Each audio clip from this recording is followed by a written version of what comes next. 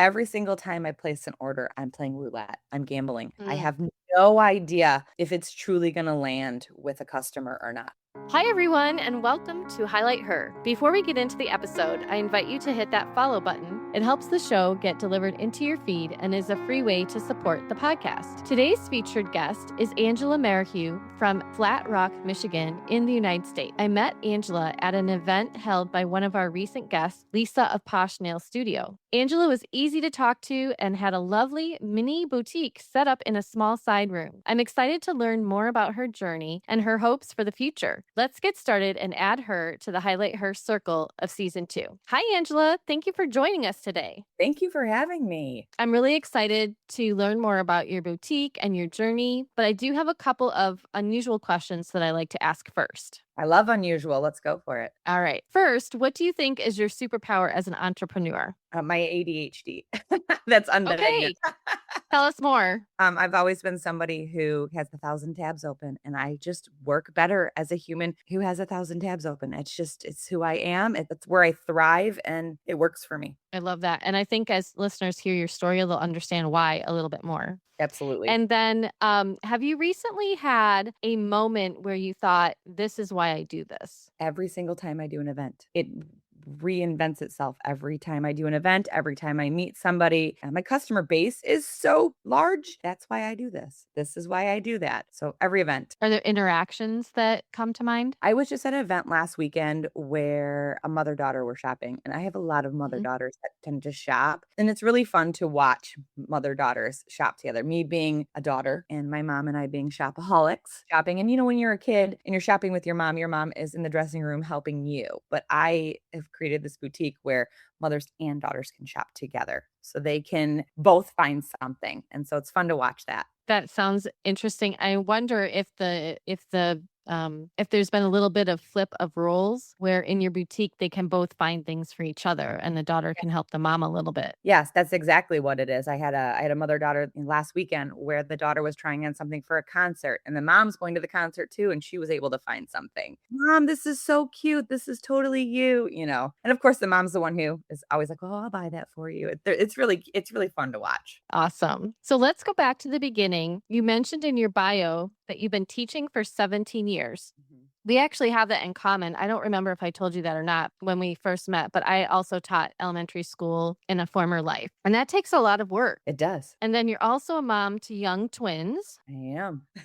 and that takes a lot of work. And I Yes. think you might have already answered my question, but I'm going to ask it anyway. What made you think, hey, why don't I start a clothing boutique in my spare time? Well, it's something I've always wanted to do. It's something that we've talked about, my husband and I have talked about for many, many years. I'm just an entrepreneur by heart, and people have always come to me for fashion. I remember in my early 20s, when we would go out, my girlfriends and I, everyone shopped my closet. They would come Mm. in, wear my pieces that I had purchased. And then from there, as I became a teacher, people were like, "Oh, send me the link. Where did you get that? Where did you get that?" And it was just a no-brainer. My husband is really my husband who was very much like, "Are we doing this? Like this, what are you doing here?" And so he really pushed me into the boutique space. That's And so fun. yeah, And how long have you been open? since September, actually. So September.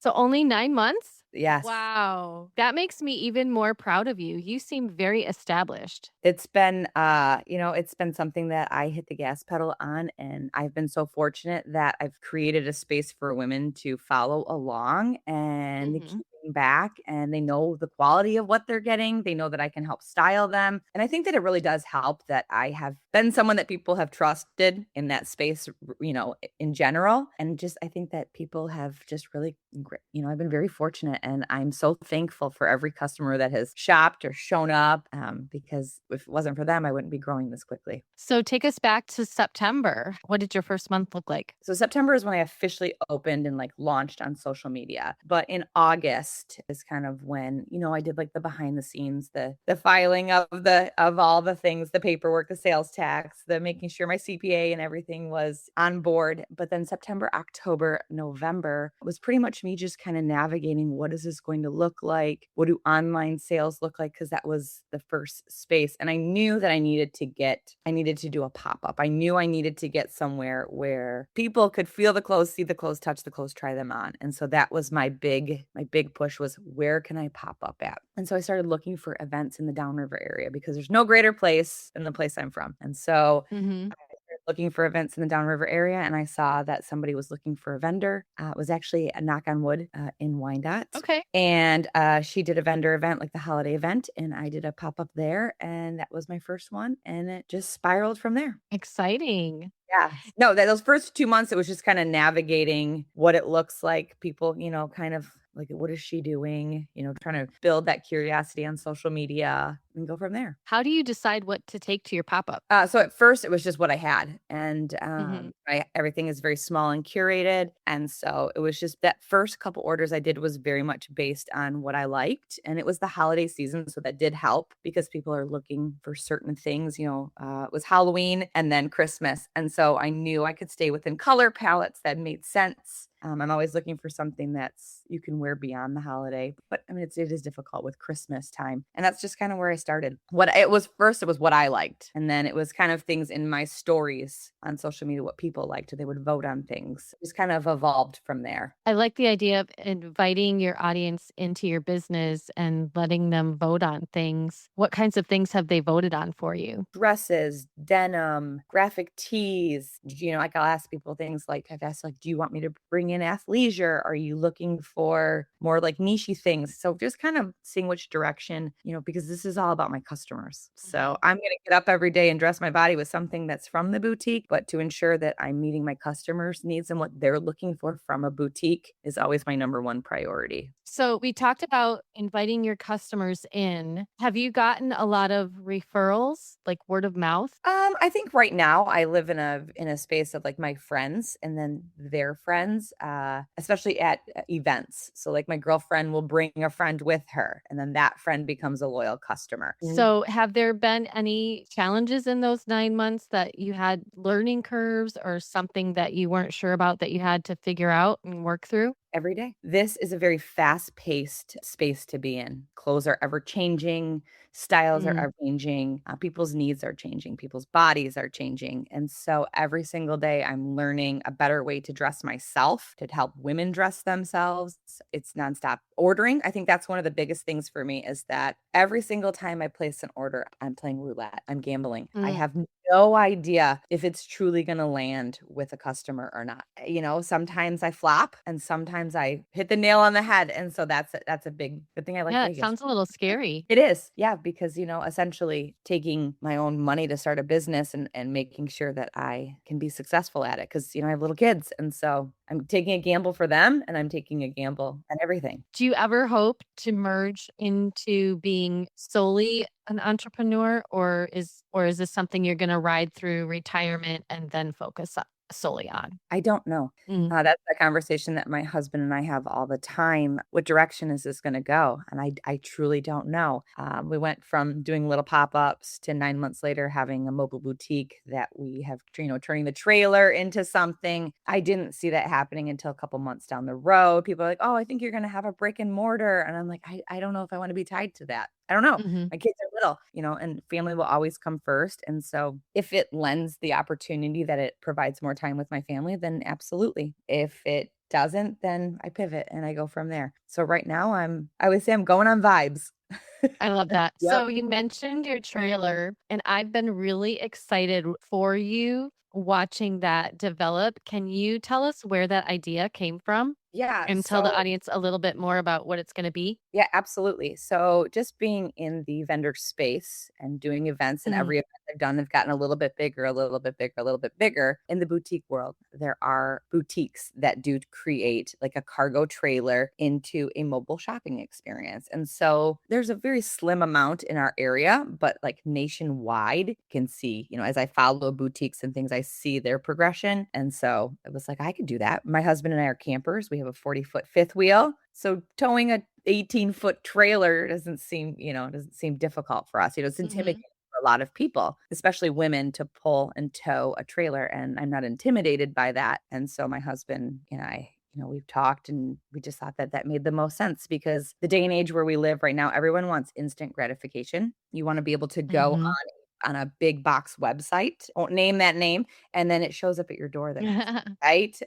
And so Exactly. I can create that in the moment for people and go to my customer versus my customer having to come to me somewhere right now. And I think that that allows for people to, to shop. I can be in an event that they're already planning on going and they can kind of do two things at one time. And that's kind of the idea of Exactly. the mobile space, is being able to meet my customers' needs, but also, meet the needs that the boutique needs right now, which is people. Is it finished yet? I don't remember. Almost. It is almost finished. We've taken like the last week off. We've just had a lot of things with me being a teacher at the end of the school year. And my goal is Mhm. soft launch it in the next week to 2 weeks. So I'm really excited about that. So this will actually go live after your trailer has launched. Yes. Do you want to talk about what you have in mind for your soft launch, or do you want to keep it a surprise? Yeah, so essentially it's gonna be based on weather. It's gonna be more of like grand opening, here we are. This is what we're doing. It's happening tomorrow. It's just gonna be essentially based, whatever day it is, it's gonna be based on weather because I want to make sure that the first day that we take it out, it's gonna be a nice sunny day. I want to be able to have people come and shop. I don't want to have the weather going against me because that is something I have dealt with. That's been a major pivot for me all season is the weather. Mhm. So I'm going on vibes on that one too. Yeah, but by July, fully by July, the beginning of July, we will be fully mobile in the boutique in the trailer. So we won't be doing, very rarely will we be doing any events with a pop-up tent anymore. So I'm excited. So people need to follow you on Facebook and Instagram to be able to know where your trailer is going to be. Yes, they will. All right. And I was poking around your link tree, Mhm. and I think our listeners might want to go over there. Do you want to give your link tree a shout out, and then I'm going to tell them why to go over there? Yeah, so you'll find my link tree in my bio on both my Facebook and my Instagram. I use the link tree as a one-stop shop for everything that you Hmm. can find. On my link tree, you will find the connection to my Facebook, my Instagram, my TikTok, my Pinterest, and then my events are on there. My website is on there, and the link tree is at Majestic Threads Co. So it is the name of the company. There's no underscores or anything. It's just Majestic Threads Co. That's something that I did when I knew I was going to launch the boutique, is I ensured that before I did anything that I could solidify the name on on Instagram, Facebook, TikTok, everything, that it was cohesive when I filed my LLC. So I didn't, because sometimes when you get on those websites, like, you have to change something, but everything is pretty Hmm. cohesive all the way through. When our audience goes to Majestic Threads Co. on Linktree, they're going to find at the very top, enter a giveaway. Mhm. And it enters them into a gift card giveaway, and I'm assuming adds them to your newsletter? Which I currently do not have a newsletter that I am doing just because being a teacher, but Mhm. at over time, that's the plan, is to be able to send out like an email list. And that is exactly what it is. It allows me to get the information out to them, event changes, maybe if there's a weather cancellation, maybe there's a sale, maybe there is whatever it may be, it will connect people to that. I love that. So they can get on the wait list then by entering that giveaway. Yep. So the what that does is the giveaway is once a month based on the events I have. I go back in and I do a drawing for somebody who I've met at an event, and you can go in and put the event in of where I met you. And then I go back through and I post it on my Instagram in my stories, and I tag them in it, and then they receive a $50 gift certificate from me to shop. That is super savvy on your part for so many reasons. You're building connection with them. I'm sure you talked with them at the event. So it's like sparking a remembrance for them. And oh yeah, I had so much fun with her. And oh my God, I won. And then also you get to use that on your social Mm-hmm. and look at the fun that we're having over here. And then it's smart that you're building that list so that when you have the time to connect and make a newsletter, you already have all these people that want to know where you are. Yes. The most important thing is I don't ever want to send or spam somebody something if they don't want it. And Mhm. so it allows them to do that on their terms. And that's really Mhm. important. Super smart on your behalf. Well, girl, you have a lot of good ideas and good thinking. Is there anything that you had to learn that didn't already come to you? You seem to have a lot of natural entrepreneurial skills. Is there anything that you had to learn? Patience to watch my business grow. It's like one of those things, as a parent, people will always tell you the days are long, but the years are short. It's very much like that when it comes to watching your business grow, as that there are days where it just, I think to myself, like, am I going to be able to do this? And then I wake up and 9 months later, we're already rounding a corner, and I'm thinking about, oh my goodness, I have a 1 year anniversary of a business coming up, and what am I going to do?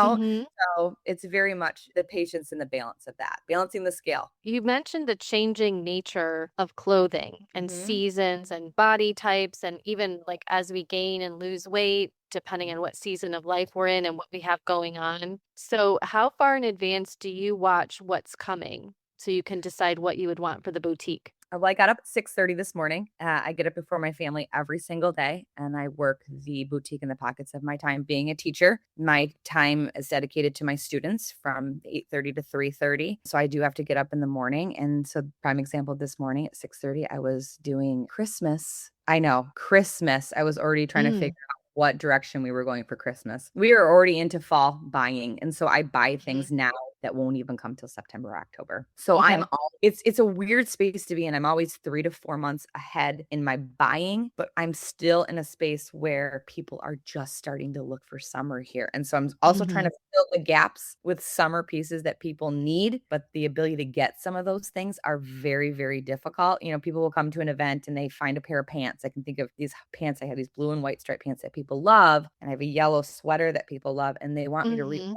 it, but I can't because I purchased it in February and it came in Right. April, and they bought it right away. And so once it's sold out, it's sold out. And so it's that really far in advance, but I also need to live right now. And you're also in the Midwest, so that adds an element of challenge as well because our weather fluctuates and like we were hot, I feel like we had a hot March and then we got cold again. So people aren't sure what to shop for, really, sometimes. Yeah, there's those big transitional pieces. Like a space in the boutique that I struggled in was from December to March. I really Mm, struggled to figure out what to bring in for my customers because living here, it's very cold, but we're also over the holidays. Nobody wants to see the plaid anymore. They don't want to see the right. silvers and the champagnes. They want to move into different colors. Well, the next color phase would be pinks and reds because we're moving into February, and that's Valentine's Day. But Valentine's Day is only one day. It's not a whole season like Christmas is. And then people go on spring break, and from February to March to April, people are on vacation. And so I have to I had a really hard time trying to find a balance of what that transition looked like for women. So now I know moving into next year what would be a better balance for people. So What it's did you find that helped you with those transitions? yeah, so one of the things I wasn't sure about was sweaters. I didn't Mhm. know people still wanted sweaters. And there was a woman who said at a event I did in March, I'm always looking for a sweater for the office, Mm, mhm. brighter and lighter for the, spring and summer months because I have to wear a sweater because it's cold at my job. And I was like, sweaters. I always need to carry sweaters, whether it is July, whether it is April, but it's just what does the sweater look like and what's the Mhm. material of the sweater. And that was a big eye opener for me because I was over it, but my customers are not. Mm. So Because what sweater do you have for summer in your boutique? I have a couple of sweaters that are a little I have some sweaters coming still too, that are Mhm. more like brighter. They're gonna be colors in the pastels. Actually, lime is a really popular color for summer, lime and tomato. I Mm. know, Mhm. weird. So just kinda, meeting those needs of like lighter, brighter. I have a sweater, that I've had since February. No, I've had since December, sorry. That's been a cream color that's been able to kind of resurface itself for the summertime. I can see that doing well throughout the year. Mhm. So it's just knowing that, just knowing taking a sweater that people love and a style that people loved and bringing it in a different color. Mhm. You mentioned your 1-year anniversary coming up. Do you have ideas of what you wanna do, or they're still percolating? I decided to open a boutique at the busiest time of my life. September is the craziest, most That's busy so true. I time didn't even catch ever, that. and I decided that that would be a really, really good idea. And so, I don't know. I haven't fully decided what that'll look like yet. Yeah, because 'cause you'll be doing back to school. Yeah, I no matter what, will always do an event in November, that Friday before Black Friday in the small business world, especially the boutique space. They call it a Pink Friday. And so I will absolutely be doing an event that day. I did one this past year, even though I had been open for 2 months, I did it out of my home and invited guests in that I didn't even know. And so I know that this year will be bigger and better. So I do know I have that on my docket, but who knows what September will bring. And you'll have your trailer. I will. Are you looking to take your trailer into a bigger radius outside of Downriver? Yeah, so I currently do. I mean, I've been in Ohio. I've done up into Armada. So right now I'm kind of staying like within an hour and a half from Mhm. where we are. I want to be able to make it a day trip. I don't ever want to take too much time away from my family because, like I do have two, 3.5 year olds. And so if mom's away, someone has to be with them. So who is that someone? And Mhm. so most of the time that someone is my husband. And, he works a full-time job too, and his kids are his life and he will do anything for our family. But I also sometimes need him with me, depending on Right. depending on the event and the workload of what I need. And so it does help when the event is closer to home so that I can leave in the morning, the day of an event, or I set up the day before and we go as a family, the four of us and the kids go. And then the next day I do the event and then he comes with the kids to help me pack it up. So it's just kind of finding that good balance. But the trailer will afford me the opportunity to do everything same day. I won't have to do things in 2-day increments anymore. So keeping it close to home is a priority. I like that. As you're talking, I'm wondering, do you see any spots for your kids to work with you as they get older? Right now, they're too little, but I'm imagining like even elementary school and junior high, high school as they get older. Do you think about that at all? I do. My biggest concern actually isn't about them working with me. It's how am I going to balance their life with the boutique because 95% of events are going to be on weekends. And how Mhm. do that is the one thing I always think about. How am I going to get them to dance class and figure skating and softball and soccer and baseball and hockey if mom has to be gone on the weekends? How are we going to do that? And so I know that there's going to be spaces where I'm not going to be able to be there. And, the idea of that already is like, it's a little heavy, but at the same time, if I'm building something for them, it will be what it is. So, and Right. I think that comes from me having a dad my dad owned a small business. And so Mhm. he worked every single day from sun up to sundown, but he never missed it. He never missed a figure skating competition, whether it was in Port Huron or, it was 2-3 hours away, Traverse City. He would drive there, watch my 1-minute figure skating program, and then drive home and be back to his business. And so, Aw. yeah. So who knows? I don't know what it looks like, but I don't know what it looks like for them. I don't ever want Right. it to take away from what I want them to be capable of doing. So What are you most excited about for Majestic Threads Co. these days? just the continuous building. I'm really excited about the trailer. I'm really excited for people to have that experience. One of my biggest fears with that too was locking myself in a space where people coming into a trailer, it didn't afford them the opportunity to move as Mhm. freely. And so it's like an excitement and a fear at the same time. So I'm trying to navigate that. But right now it is getting that out and being able to do more events with more foot traffic to grow the I'm business. excited to see the finished product. I can't wait. Yeah, me too. And when we get off this and do this, my husband gets to go out there and finish it. So in between all that Aw. we have. Yeah. Yahoo! Yeah, I'm Well, excited. let's get on to our lightning round. Are you ready? Right. Absolutely. Let's do it. Coffee or tea? Coffee. Early bird or night owl? Both. That's what I was gonna guess. Mhm. Is there a tool or app that helps you run your business? Chat GPT helps me. Is there a favorite way to unwind after a busy day? Yeah, scrolling aimlessly on social media. And then do you have another female entrepreneur that you'd like to highlight? One of my really good friends that gone to her business, Sarah, who runs 24 Lux in Flat Rock. I think that she would probably be a woman that I think about quite often and what Lux, she like does. Luxe? Yes, in Flat Rock. She's the Awesome. first one that pops up. Well, Angela, before we end our episode, I was curious, why did you come up with the name Majestic Threads Co? So it actually stems from my dad. So my Mm. dad owned a business called Majestic Screw Products. Majestic Screw Products afforded me the opportunity to do anything I ever wanted as a child. So growing up as a figure skater, that is not something that is light on the pocketbook, and my parents never had to Mhm. say no to me. And so if I ever wanted to do something, I was able to do it because of that business. And yeah, so I couldn't name it Majestic Screw Products because that just wouldn't Right. make sense. And I wanted to make sure that I had always told my husband that if I ever do anything, since the day I met him, that I wanted to make sure that that majestic piece was in there. My dad played hockey as well. And so his hockey team was named after, it was Majestic Screw Products. And he had his business and Mhm. he was a horse guy. And my parents owned a farm as well. I mean, I grew up in Allen Park. Allen Park, Michigan, and we had a 19.5 acre farm. We lived in Allen Park, but we had property in New Boston. That name just kind of moved itself through my entire life. And so it made sense for that to be a part of what I was creating. So my dad passed away in 2011. Opportunity to keep that legacy going. Did he ever tell you why he chose Majestic? I'm sure it probably was a business that he purchased. Mhm. I think I would have to ask my mom that question.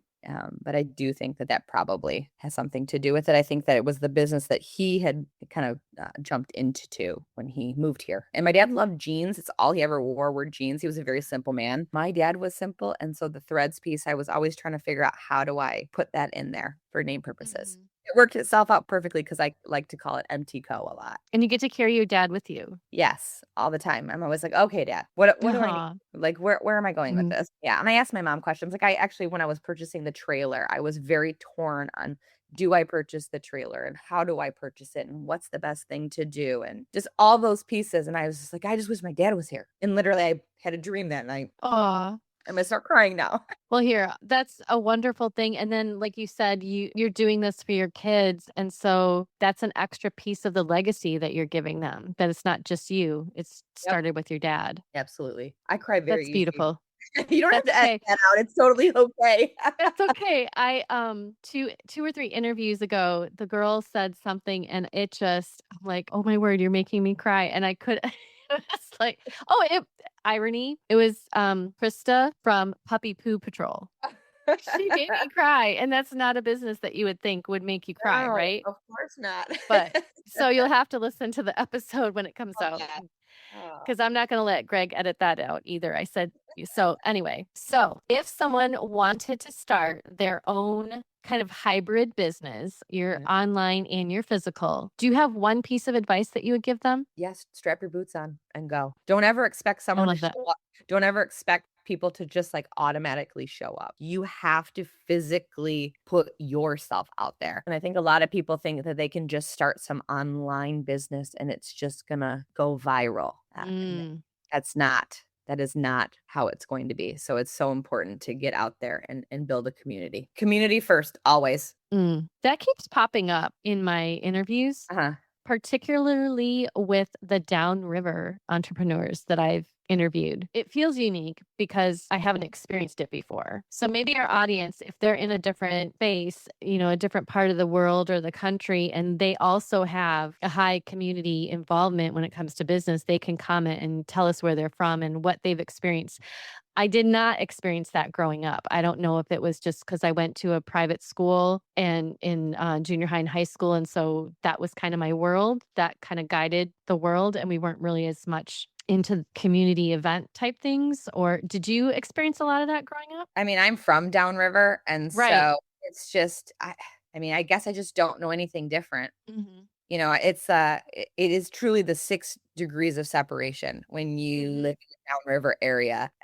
People can say what they want, people make jokes about downriver, but there's truly a pride that comes from people from living here. If you grew up in Allen Park, you know someone from Taylor and Lincoln Park and Hmm. Wyandotte and all and Grosedale. Like there isn't going to be some city that you don't know someone from. And so I Hmm. think that builds that community, and it's that big phrase. I love that, community over competition. Yes. Emily of the Therapy Collective, she mentioned that same phrase. I think that another business to shout out is GoTalks. I think Hmm. Chelsea Yes. Chelsea is phenomenal at that. She has built an incredible business, and she is somebody who opens her doors to Hmm. other. And Sarah at 24, like and Lisa, and knock on wood, like Melissa. There's so many.